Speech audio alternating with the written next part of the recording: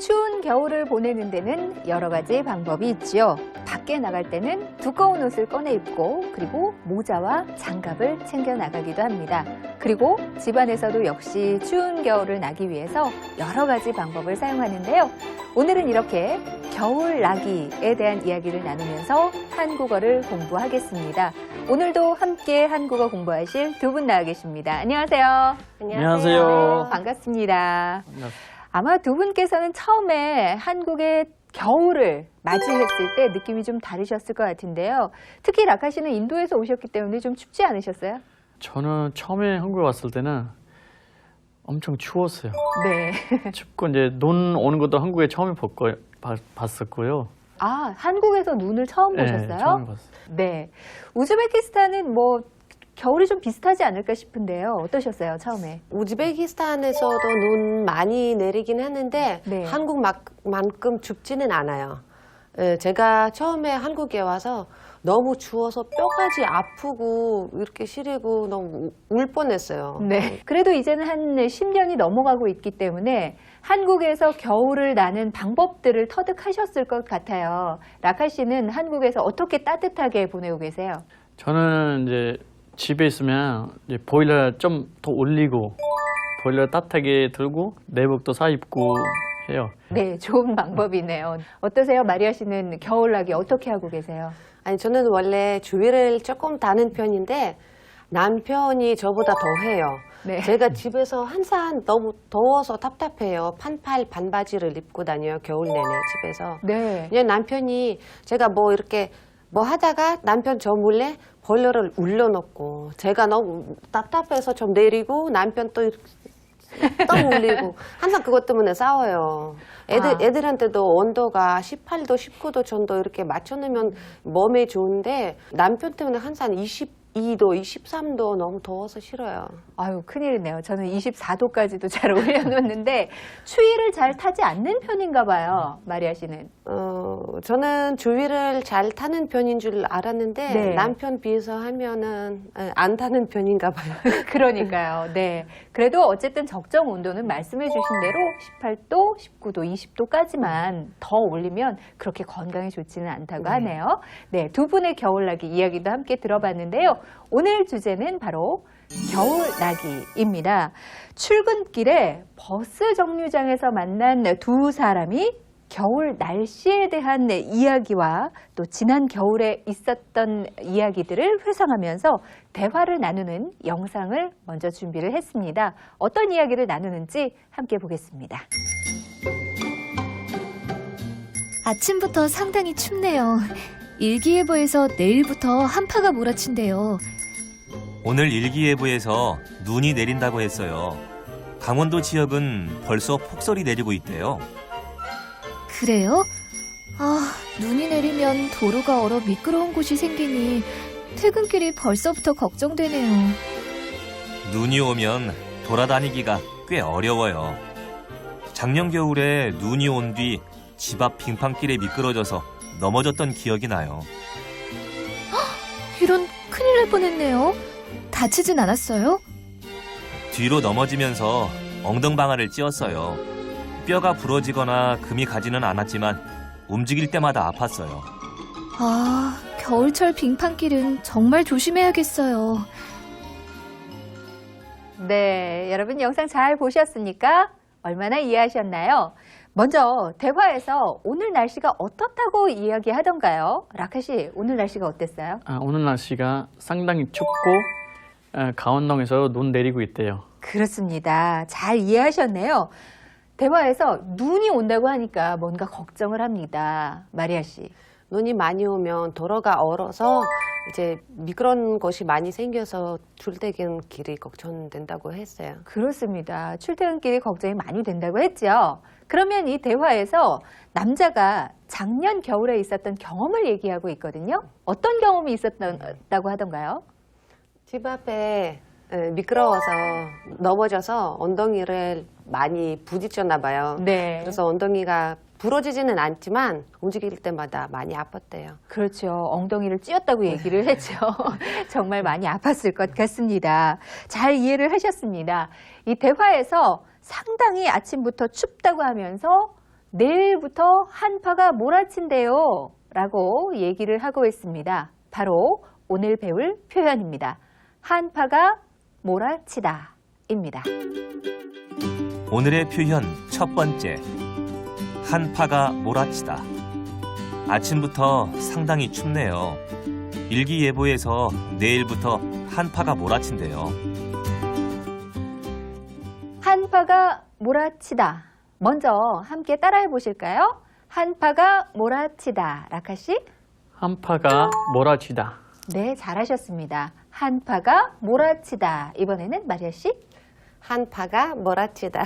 네, 잘해주셨습니다. 한파가 몰아치다. 여러분께서도 한번 따라 읽어보시기 바랍니다. 한파가 몰아치다. 오늘의 표현인데요. 한파가 몰아치다에서 한파라는 것은 겨울철에 갑자기 기온이 내려가는 현상을 의미합니다. 그 예로 갑자기 찾아온 한파로 수도관이 얼어버렸다. 이렇게 사용을 하실 수가 있겠습니다. 그러면 한파라는 단어와 어울리는 동사들은 어떤 것이 있을까요? 한파가 치고 오다. 네, 한파가 오다라고 사용할 수 있겠고요. 또 마리아 씨는 어떻게 사용할 수 있을까요? 한파가 발생됐다. 네, 한파가 발생하다. 그리고 한파에 대비하다. 이렇게 사용을 할 수도 있겠죠? 오늘의 표현 한파가 몰아치다에서 몰아치다라는 것은 한꺼번에 몰려서 매우 강하게 일어나다 라는 뜻이 되겠습니다. 그러니까 한파가 오다보다는 한꺼번에 강하게 오다라는 뜻으로 몰아치다라는 동사를 사용하실 수가 있겠죠. 그러면 몰아치다와 같이 사용할 수 있는 표현은 또 뭐가 있을까요? 파도가 몰아치다. 그렇죠. 파도가 몰아치다. 갑자기 오는 거죠. 네, 강하게. 마리아 씨는요? 눈보라 몰아치다. 그렇죠. 네, 눈보라가 몰아치다 라고 사용을 할 수가 있겠습니다. 이렇게 비바람이 몰아치다, 눈보라가 몰아치다, 파도가 한꺼번에 오는 거, 파도가 몰아치다 이렇게 사용을 하실 수가 있겠습니다. 폭풍이 몰아치다, 그리고 어려운 일, 갑자기 어려운 일이 많이 올 때 시련이 몰아치다. 네, 이렇게 사용을 하실 수도 있겠습니다. 보통 우리가 기온이 갑자기 내려가는 이상기온 현상으로 한파 사고가 일어나기도 합니다. 한파 사고에는 어떤 것이 있을까요? 보일러 터지구나. 네, 우리 밑에 물 계량이 있잖아요. 네네. 그거 터지구나. 또 수도관도 터질 경우가 있어요. 그렇죠. 보일러, 계량기, 수도관 다 얼어붙는 경우가 많이 있죠. 이게 바로 한파 사고의 종류입니다. 마리아 씨는 어떤 것이 있을까요? 한파 사고. 제가 친구가 아이를 낳고 나서 겨울에는 이제 그 보일러가 떠져서 그 공사를 이제 하게 됐어요. 그때는 금요일 밤이었어요. 그래서 네. 우리 집에서 이렇게 며칠 이렇게 머물렀다가 이제 월요일 날 이제 공사하는 사람을 불러서 그 바닥을 다 뜯어서 이렇게 대공사를 했어요. 네, 실제로. 네. 그렇군요. 지금 잠깐 얘기해 주셨습니다만 바로 이렇게 한파에는 수도관이나 보일러가 얼어서 터지는 경우가 발생을 합니다. 그래서 주의를 하셔야 되는데요. 이것을 바로 우리가 동파라고 합니다. 얼어서 터진다라는 뜻으로 동파라고 얘기를 하는데요. 겨울철에는 보일러와 수도관에 동파 사고가 자주 일어난다. 이렇게 사용을 하실 수가 있겠습니다. 실제로 이렇게 수도가 얼어서 동파가 됐을 때는 여러분께서 알아두시면 좋을 것 같아요. 서울의 경우 다산 콜센터, 기타 지역에서는 담당 수도 사업소에 신고를 하시면 되겠습니다. 그러면 동파 사고를 대비하기 위해서는 어떻게 하는 것이 좋을까요? 시골 가거나 이렇게 집을 며칠 동안 비어 있으면 수도권을 물을 조금씩 이렇게 흐리게 놔둬요. 네. 그리고 나갈 때 이제 보일러를 외출로 하고 끄지는 않아요. 아, 물이 흐를 수 있도록 네. 살짝 열어놓는군요. 네. 라카 씨도 무슨 대비책이 있으세요? 겨울에는 이제 뭐 계량기 같은 거 수철부로 덮거나 뭐 담요로 덮거나 이제 작년에는 유행하는 거는 이제 창문에다 그 뿍뿍이 붙이는 것도 있었어요. 네. 바람을 막을 수 있도록 네. 네, 조치를 취하셨군요. 여러분께서도 동파 사고를 대비하기 위해서 이런 대비책을 세워두시는 것이 좋겠습니다. 그런데 인도나 우즈베키스탄에도 이런 동파 사고가 있는지 궁금한데요. 어떻습니까? 인도에도 있어요? 인도에는 이제 그렇게 큰 추위는 없는데요. 이제 가끔씩 이제 비 오거나 바람 많이 불을 때는 네. 집이 없는 조금 시설 안 돼 있잖아요. 잘 이제 추워로 몇 명 사망했다 이제 그것도 있고 아직 저소득층 가정이 많이 있기 때문에 추위가 올 경우에 얼어 죽는 경우도 네. 발생을 하고 있네요. 네. 우즈베키스탄에도 이런 동파 사고, 한파 사고들이 있나요? 네, 우즈베키스탄에서 이렇게 한국처럼 집집마다 보일러 따로 이렇게 있거나 그런 거는 없고요. 이제 겨울철이 되면 이제 나라에서 뜨거운 물을 거기 들어서 이제 그 온 집들 다 이렇게 따뜻하게 해주는 것 때문에 10월 말쯤에 공사를 해요. 그 나라에서. 네. 그 동네마다 공사하고 그다음에 공사 끝나고 이제 온 따뜻함을 이제 집들한테 주는 거죠. 정부에서 때가 되면 네. 한꺼번에 온수를 공급을 하는군요. 네. 추위가 갑자기 몰아치면 이렇게 수도관이나 계량기가 얼어서 터지는 경우도 있지만 우리도 너무 추워서 살갗이 터지거나 다치는 경우가 있죠. 손이나 발에 살갗이 얼어서 터지거나 빨갛게 부어오르는 것을 혹시 뭐라고 하는지 아세요? 그거는 네, 조금 전에 얘기. 등산하는 사람들이 많이 그런 거 있잖아요. 그거 뭐라고 하지? 네. 동산? 네. 동상이라고 동상. 합니다. 맞아요. 추운 겨울에 등산하는 경우에는 산에 올라가면 더 추워지니까 동상에 걸리는 경우가 많이 있는데요. 바로 이렇게 추위 때문에 살갗이 얼어서 손과 발이 상하게 되는 경우를 동상이라고 합니다. 추운 날씨에는 반드시 피부를 보호하시는 것이 좋겠습니다. 자, 그러면 오늘의 두 번째 표현 이어서 살펴보겠습니다. 영상으로 먼저 함께 보시죠. 작년 겨울에 눈이 온 뒤 집 앞 빙판길에 미끄러져서 넘어졌던 기억이 나요. 이런 큰일 날 뻔했네요. 다치진 않았어요? 뒤로 넘어지면서 엉덩방아를 찧었어요. 뼈가 부러지거나 금이 가지는 않았지만 움직일 때마다 아팠어요. 오늘의 표현 두 번째, 거나. 뼈가 부러지거나 금이 가지는 않았지만 움직일 때마다 아팠어요. 어떻게 보셨습니까? 바로 이 대화 속에 뼈가 부러지거나 금이 가지는 않았어요. 이렇게 거나를 사용해서 표현을 하고 있습니다. 오늘 배울 두 번째 표현인데요. 거나입니다. 이 거나는 앞의 것이나 뒤의 것 중에서 어느 것이든 선택할 수 있음을 나타냅니다. 그 예로 저는 주말에 등산을 하거나 영화를 봅니다. 그러니까 이 두 가지를 다 하는 것이 아니라 둘 중에 하나를 선택하는 거죠. 오늘의 두 번째 표현, 거나를 활용해서 문장을 한번 만들어 볼까요? 예를 들어서 저는 목이 마르면 물을 마시거나 과일을 먹어요. 네, 둘 중에 하나를 선택할 수가 있겠죠? 네, 라카 씨가 한번 만들어 보실까요? 거나를 활용해서. 저는 주말에는 사우나 가거나 운동해요. 네, 사우나를 가거나 운동을 하시는군요. 둘 중에 하나를 선택해서 하시는 거예요. 주말에는 사우나를 가거나 운동을 합니다. 마리아 씨는요? 저는 우즈베키스탄에 있는 가족들 보고 싶으면 전화를 하거나 영상 통화를 해요. 아, 그렇군요. 전화를 하거나 혹은 영상 통화를 합니다. 둘 중에 하나를 선택할 수가 있겠죠? 여러분께서도 이 거나를 활용해서 문장을 한번 만들어 보시기 바랍니다.